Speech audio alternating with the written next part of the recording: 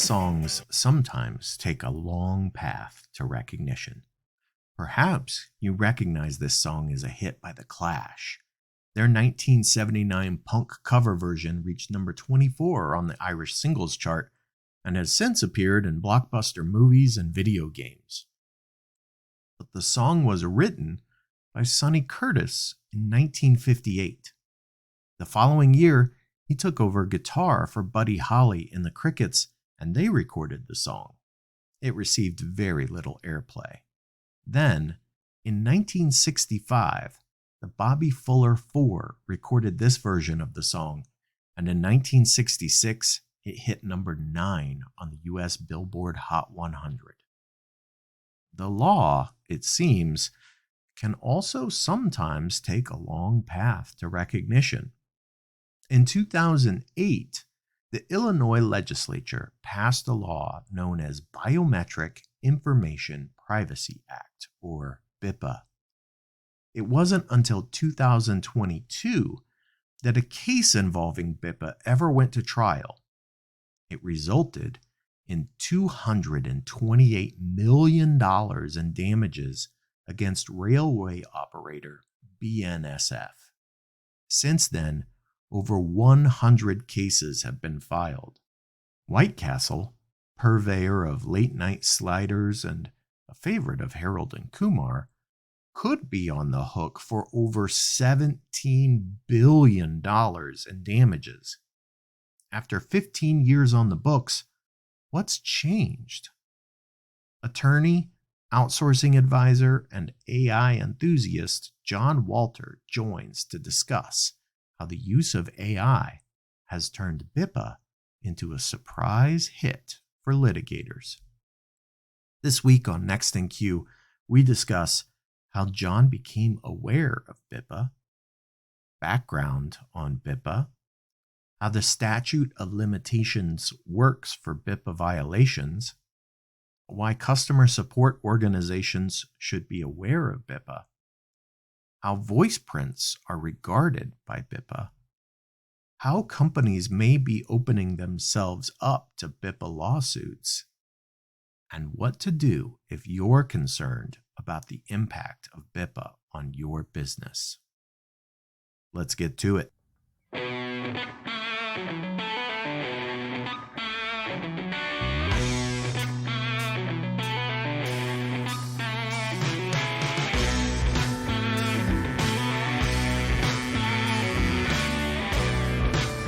Welcome to Next in Queue, the podcast for contact center and customer experience professionals. Next in Queue is brought to you by Happy 2 Vision. Eliminate blind spots and see right through every conversation with Happy 2 Vision. Learn more at ajppitu.com. Now, here's your host, Rob Dwyer. Hey everyone, thanks for joining another episode of Next in Queue. I'm Rob Dwyer, and today, joining the show, John Walter. John, how are you? Very excited to be here and talking with you and your beautiful background that you always have whenever I see your clips on LinkedIn. Thanks for having me. Yeah, absolutely. We are going to talk about something that I think is incredibly important in today's kind of AI-driven world that is emerging. But before we do that, I want to get a sense of who you are and how you ended up where you ended up today. So give us the Cliff's Notes on John and how you ended up doing what you're doing today. Yeah, really quick. I was a lawyer. I still am a lawyer. I'm licensed in Alabama, Georgia, and Florida, and practiced full-time law for about 8 years. And then it was not a good match for the lifestyle that I wanted for my family.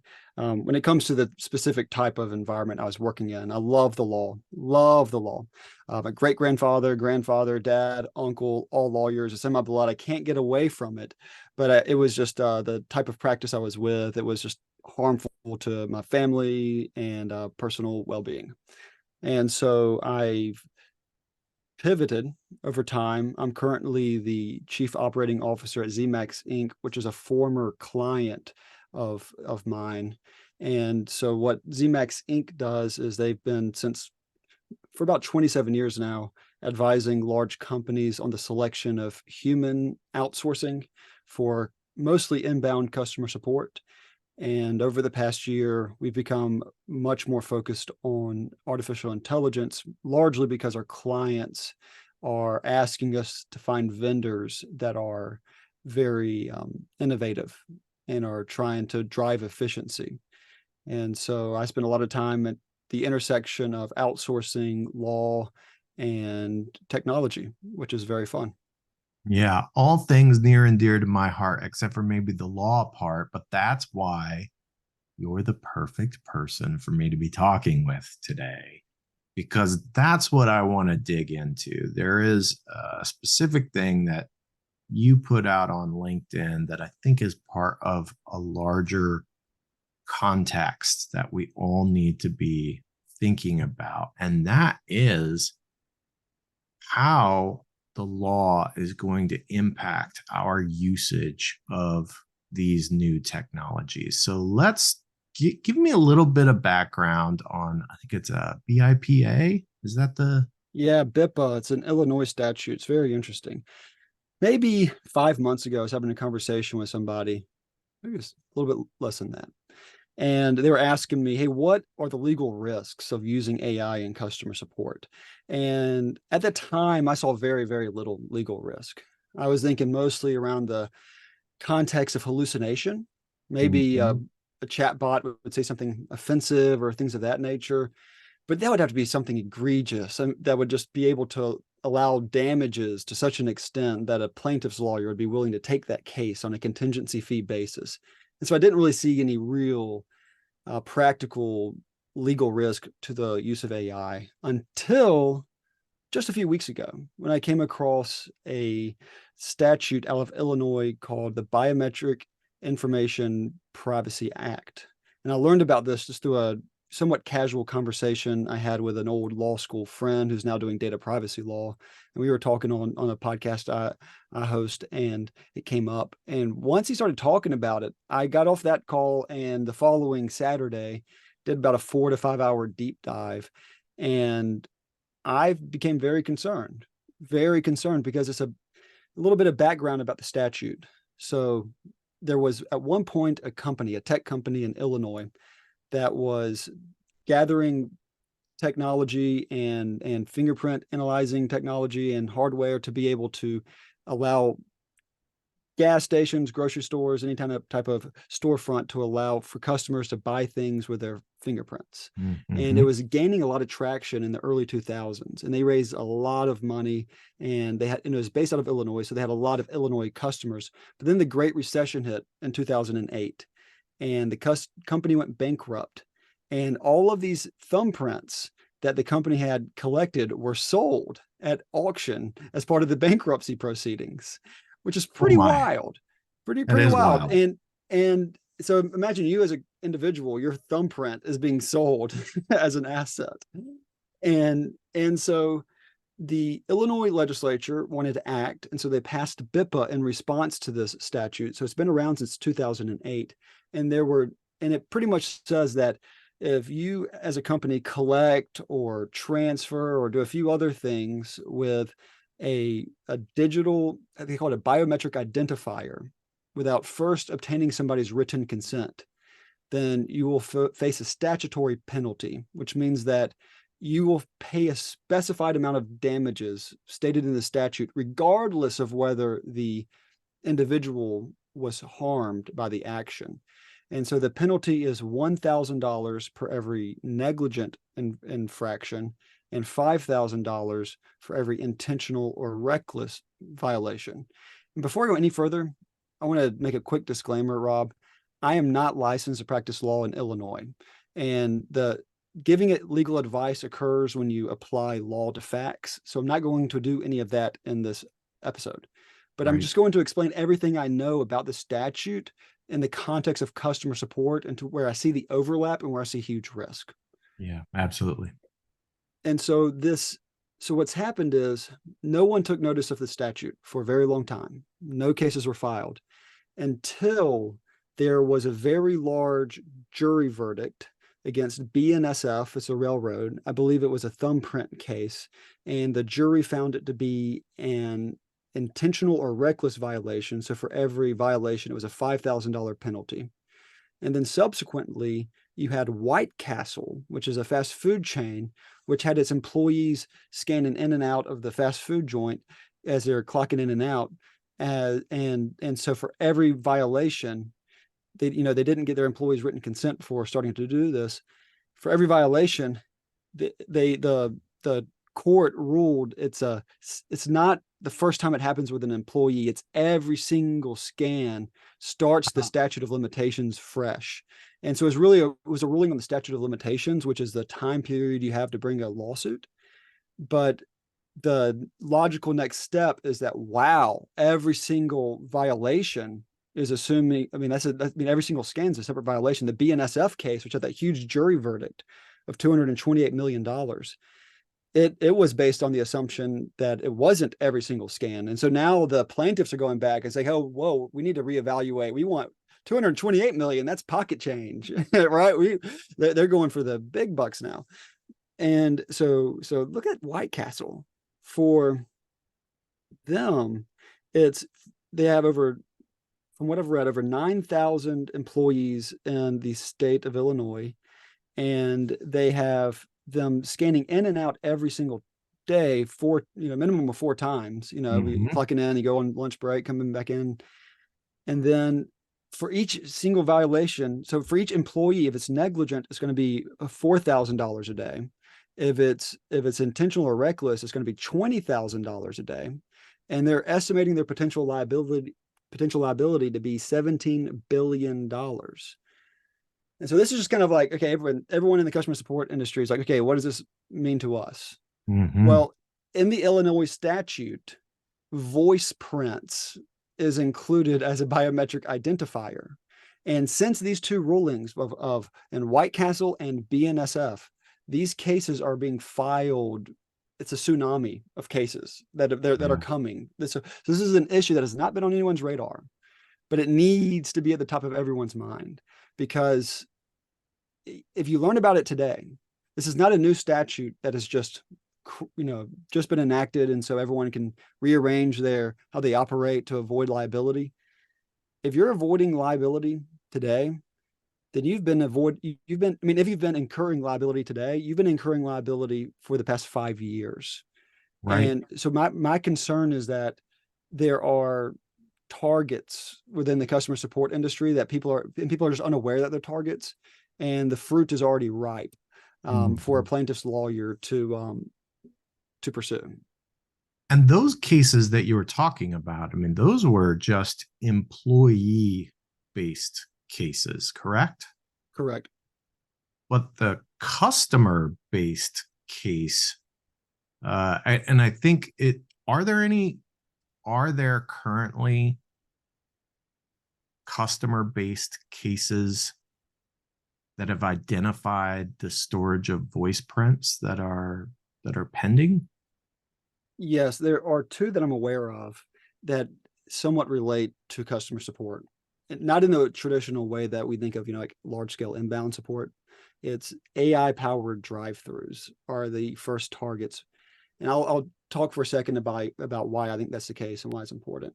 But so I believe it's McDonald's and Jimmy John's. And the McDonald's case was filed first, and there has been the defendants filed a motion to dismiss to try to move past it, saying, hey, motion to dismiss is saying, hey, based on the basic face of the complaint, this case cannot move forward. And so the judge needs to dismiss it and not allow it to get to a jury. Don't require us to go through all this expensive litigation process.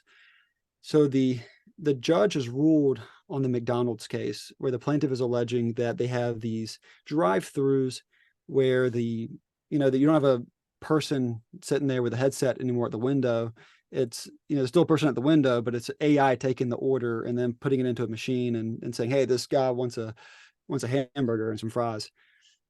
So what's happening there is there are some facts about, they are trying to customize the menu based on what's happening, based on the license plate number. And also they're alleging that they're also using voice biometrics to identify the customer.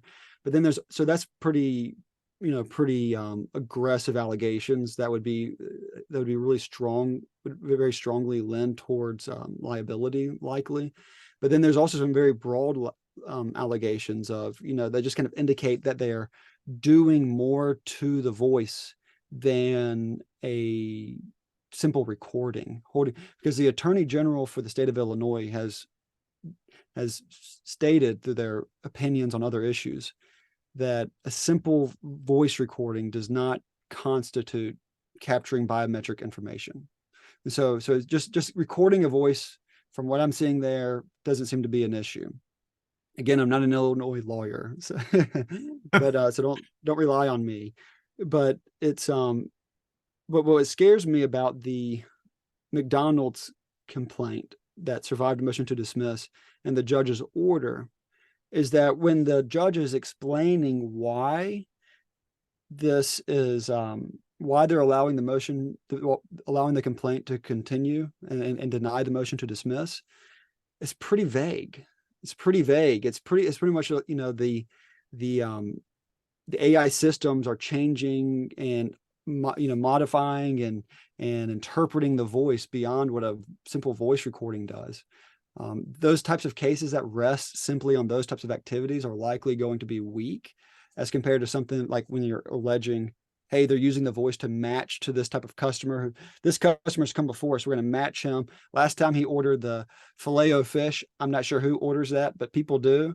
And when the Filet-O-Fish, so the next time this guy comes, they're going to be like, hey, the Filet-O-Fish is right in the center with like fish sticks and tartar sauce. But anyways, that's a tangent. But John, you know who orders a Filet-O-Fish? You do you? Nope, not me. That's disgusting. But my mom just had this conversation this weekend. Mom likes the Filet-O-Fish at McDonald's. And I've had it before and it isn't bad. I'm going to take your word for it. I am not that adventurous when it comes to the McDonald's menu. Can we talk a little bit about specifically this judge has allowed this motion to go forward. Do you think that there is a potential, and we see this a lot when it comes to tech, but a potential gap in knowledge for judges and attorneys when it comes to the tech and how it's being deployed and how it's used, and potential misunderstandings that have wide-ranging ramifications? Yes, I think that's a very good point. And you can kind of see it happening here because for example, the idea that a recording is not a voice print is pretty odd, because you can take a recording of someone's voice. You can take this podcast and you can clone my voice, right? And so I don't see why they're these, and they're still trying to determine what a voice print is in Illinois for this purpose. But I don't understand why some kind of output that a machine makes is different from a simple recording for the purpose of protecting Illinois consumers, because I think in Illinois consumers equally vulnerable under both circumstances. And then when you read the judge's opinion, when they're trying to understand what a voice print is, the first thing they cite to is Black's Law Dictionary, which is this old dictionary it's updated year after year, but they have an entry of what a voice print is. And actually, I think I audibly laughed when I read the definition. I should have had it prepped before the call because I could read it off to you. But it's clear that they are struggling to comprehend what to do. Well, and I wonder, it was, I don't know, roughly a year ago. I had Matt Smallman on the show, and we were talking about using voice for, among other things, for authentication. So, for instance, if you're a banking client and using voice print identification as one of many tools to grant a level of authorization. And I think that made sense in the world before 2023. And now I think my fear is that voice cloning, which you mentioned, the ability to really, from a limited data set, completely recreate someone's voice and create speech that they never said that sounds exactly like they said. You could do that from this podcast, probably, for both of us. And that really, I think, changes the nature of what was previously considered a voice print. Yes. Yes. It is very interesting. And something I want to point out, is so authentication.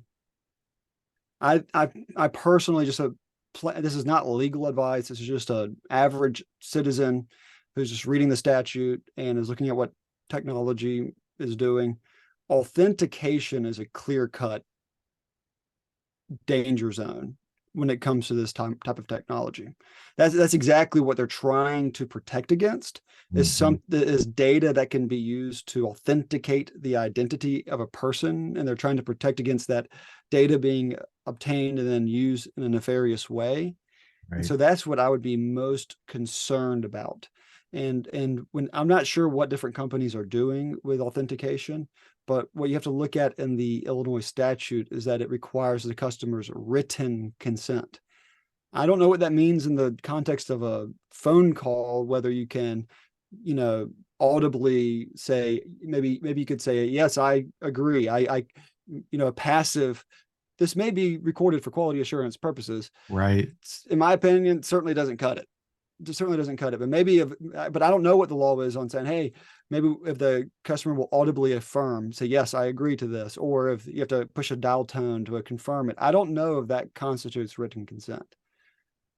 But there's other areas where I'm concerned that I think may be common in the industry for a long period of time, common practices that may be, I won't say they're violations of the statute, but just say are high risk, because we have to realize is you don't need to violate a statute to get sued. And what these plaintiffs' lawyers are proving is that they are willing to take almost any case right now, because the dollar signs are so high. There are frivolous cases being filed about BIPA in Illinois right now. And that gets to the important topic I want to cover real quick, because I think it's often overlooked, is why right now are the only companies being sued McDonald's and Jimmy John's. In my opinion, it's because they have AI machines cemented into the ground in the state of Illinois, and it's easy to identify them, right? So it's easy to determine who's using AI and who's not. So let's say if you're let's say a plaintiff's lawyer identifies a technology that they believe, based on the marketing material and the patents of the technology. And I've actually seen this, Rob, that call center technology that's popular with patents, publicly available patents that state they're capturing biometric information. Because I figured this out quickly, like in a few hours over the weekend, just like, just Google, right? Just Google it. and it's like, so clear violations.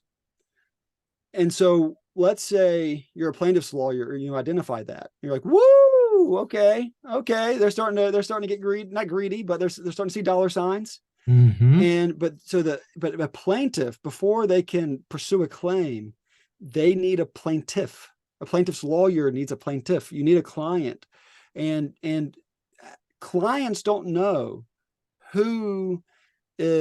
what technology is being used on the calls that they're on. So how does the plaintiff's lawyer find that client? This is what I think is going to happen.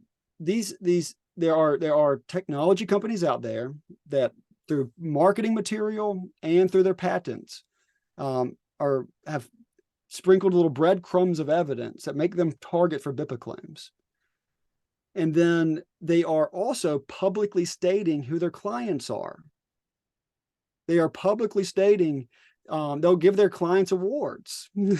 Yeah. they'll And put a link. you've got the logos on the website, right? You get the logos on the website. They'll invite their clients to speak at conferences. Mm-hmm. And so this is what I think is going to happen. I think the path for the plaintiff's lawyer is going to be to identify the companies that have publicly associated themselves with certain technology. And then the plaintiff's lawyer just needs to do a mass mailings, like every door direct mail and plaintiff friendly zip codes, and say, are you a customer of this company? You may be entitled to compensation, and just start fishing them in. And so this is what I'm concerned about. I spend all day, every day trying to serve the leaders of customer support organizations. And I don't want to see my friends in the industry becoming the bridge to plaintiffs that are trying to reach the tech companies.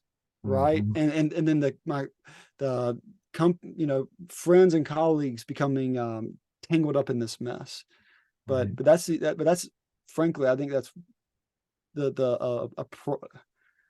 what I just described, that path of finding the plaintiff. I think it's only a matter of time. Yeah.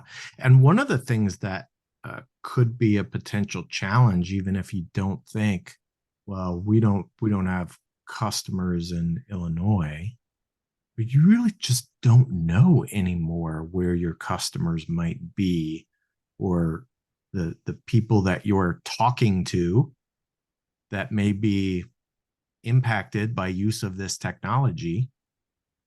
Because, right, I mean, I live in Kansas, but my cell phone number is a Missouri cell phone number. It's a St. Louis-based cell phone number. And if all the information that you had was my phone number, you would think that I lived in Missouri, but I don't. And because of number portability, that is very common these days. People take their number with them wherever they go. Yeah, it's a big issue. They face this issue in sports betting, where they have to verify the geolocation of every single person at the time they place a bet, not even the time they register. And so you can literally be driving across state lines and your app stop working. And so, but in the phone call context, I'm not sure how that's done. Right. I'm not sure. I think a good first step is simply, zip codes, of course. But like you said, people move. Yeah, I don't know the answer to that. So I guess for people listening to this who are in the industry and may at this point be questioning,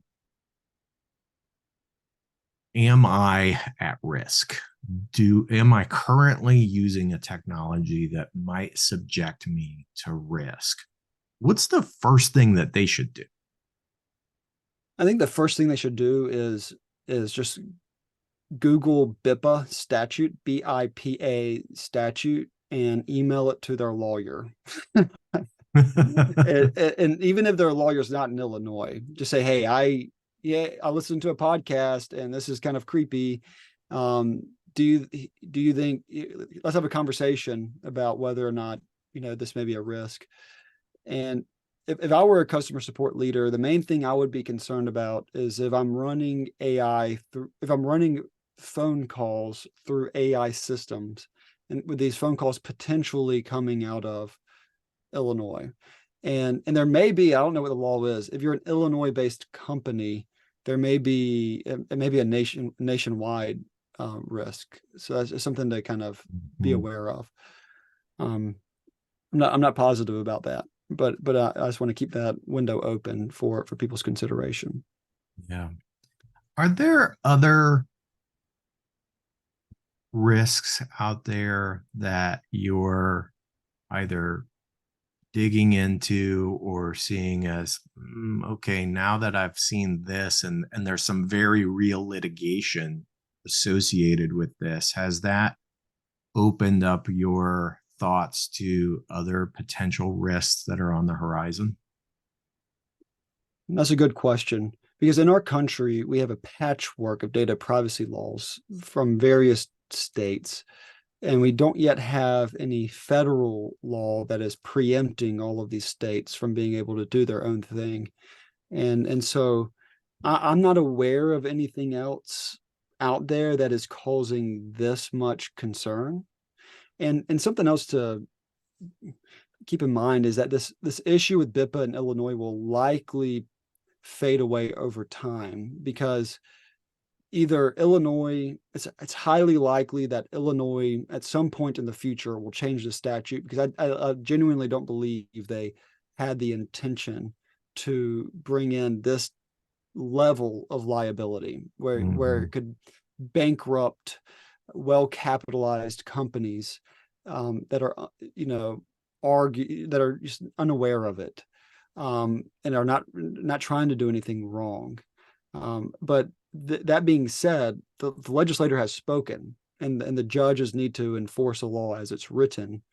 So it's really until the Illinois legislature realizes this could be detrimental to Illinois business in general. It's like the Illinois customers might not be able to receive the highest quality customer support because companies might start carving out Illinois. They're not gonna allow AI technology to process these calls, and so maybe they have longer wait times or inferior experiences.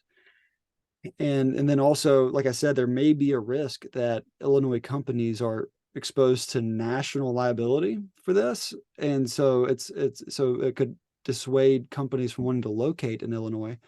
So that could bring an end to this. But a second source of of bringing this to a halt is the US Supreme Court, which could rule that it's unconstitutional to levy such astronomical damages when there are no actual harms to the customers that have been manifested yet. It's just so there may be a constitutional argument, but that's going to be probably years away. Yeah, And in the meantime, absolutely. it's a hot weapon. Yeah. I have to think, correct me if I'm wrong, but the statute just talks about biometrics. It doesn't talk about voice prints specifically. Voice prints are just a subset of biometrics, correct? So it relates to biometric identifiers, and those include voice prints in the statute. The statute does not define voice prints, but it does include it. It does specifically state voice prints. Interesting. Well, it's a lot to think about. It's a lot to think about, especially if you're supporting any customers in Illinois or you're based in Illinois. And certainly if you're that the whole fast food AI menu thing has been something that a lot of companies have been experimenting with. It's certainly not just a McDonald's thing. So I imagine there are some other potential big fish that may face some litigation, and maybe that'll end in some resolution that makes all of this a moot point, or maybe it will make us all be scrambling to figure out what we're gonna do. It's hard to say. Yeah, for sure. Most likely, a lot of these cases are just going to settle. So far, this statute's been on the book since 2008. I think the first litigation wasn't filed until around 2014. But since then, there's only been one jury trial. Because the potential damages are so large, there's a lot of these are just being settled for very high amounts. And so there's not a lot of clarity in what's permissible and what's not. Because we haven't, like you said, we haven't yet had the litigation go to fruition to provide that insight. Very fascinating, and I'm sure there's still a lot for all of us to learn as we see how these things play out going forward. Certainly, John, you give out a lot of very real advice, not necessarily legal advice. because, right, nothing we've said today constitutes legal advice. Is that the disclaimer? That's It what I is. need to put out there. I am not a practicing attorney, nor am I giving any legal advice to anyone. But if they wanted to hit you up, where could they do that? What's the best way to get a hold of you? I hang out on LinkedIn. There's a lot of John Walters out there, and so, but you can also find me through email. It's jwalter, the letter J, WALTER at zmaxinc.com. That's ZMAXINC.com. And happy to talk this through. And just to be honest, Rob, the few friends that I get on the phone to talk about this, because I'm being very cautious. I'm being very, very cautious, and I'm very, especially when it comes to identifying anything beyond plain authentication, which is just a clear red flag. I'm being very cautious on what I identified, because I don't want to. It's too consequential of a topic to. So I'm not posting on LinkedIn. Like when I talked earlier about companies where I see, or at least one company where I see biometric information stated clearly in their patent, I'm not telling people who that is, Right. especially on LinkedIn. I mean, that's just too consequential. And but I'm happy to, if anybody wants to talk, or about this topic, or about outsourcing and AI technology in general, I'm more than happy to hop on a call. All right. Well, fantastic. As always, John's LinkedIn profile will be in the show notes. So just scroll down a little bit, hit the link, and you'll go straight to his profile, not some other John Walter, and you'll be able to send him a message, connect, and all of that good stuff. John, it's been so great having you here to talk about this. I really firmly believe that the law often is a laggard in catching up to technologies, but in this case, it seems like the law was on the books first, and we're only now realizing the consequences of this. Very important point. Very important point. Yeah. Yeah. Well, thanks for joining, and can't wait to talk to you again soon. Likewise. Thank you, Rob. Next in Queue is brought to you by Happy2 and is produced by me, Rob Dwyer. If you enjoy this podcast, please by all means subscribe and or rate this podcast in iTunes or your favorite podcast app. But more importantly, please tell just one person about this podcast. Word of mouth is the best way for people to discover new content. As always, thanks for listening.